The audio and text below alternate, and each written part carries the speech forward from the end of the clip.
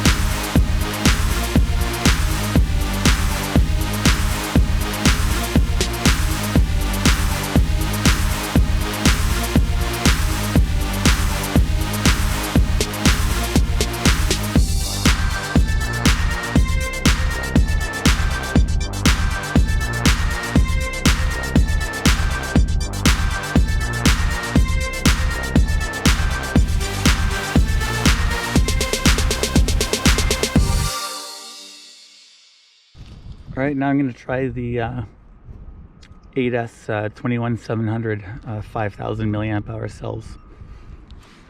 I've been finding the amps are low enough as I'm cruising around. I can do like 8 or 9 amps cruising at about 70.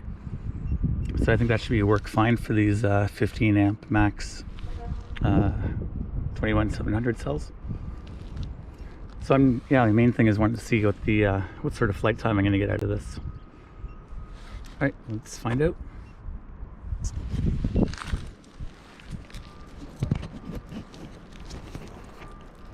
So what's the point of this 8S long-range quad experiment? Well, basically to see if I can get the amp draw down low enough that I can use some of the higher milliamp hour capacity cells without drawing too much current from them. For instance, the 21700 cells go up to a 5000 milliamp hour capacity, but they have a maximum amp draw of 15 amps. With an 8S setup, the amp draw can be kept to below 10 amps, which is getting close to an acceptable level to be running a 5000 milliamp hour lithium ion cell at. At 6S, I think it would be pushing the limits of that 15 amp cell with the current draw. In the example I'm showing here, I get 25 minutes flight time and 22.4 kilometers distance. This is with, of course, as you can see, a GoPro, which was a full-size GoPro, not a light one, and a heavier 7mm frame. So I think if I was to ditch the GoPro and make the frame a lighter 5mm one and not worry about getting high-definition video as I flew, I could probably noticeably increase the flight time. So now if you're still asking, what's the point? So now you've got a quad that can fly decently long, but it can't carry an HD camera. My thought is that if I can improve the flight time and distance a little bit more by dropping the weight, that it would make a good scouting quad. This could be a cheaper, less expensive first quad to use when learning new terrain, figuring out where good and bad video spots are, and just how much you can push things as far as trying to get in close to objects. And then if the worst does happen and you lose it and it goes down, at least you haven't lost your main rig and your GoPro.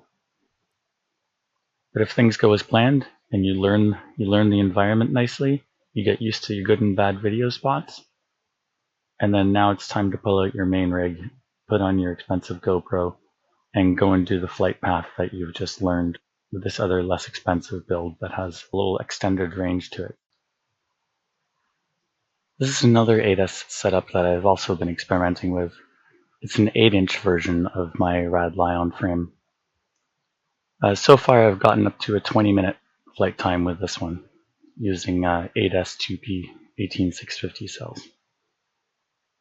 Next I'll be trying 8S2P 21700. That might be pushing the limit though of what 8-inch props can handle. We'll see. That'll be another video. Thanks for watching. We'll see you next time.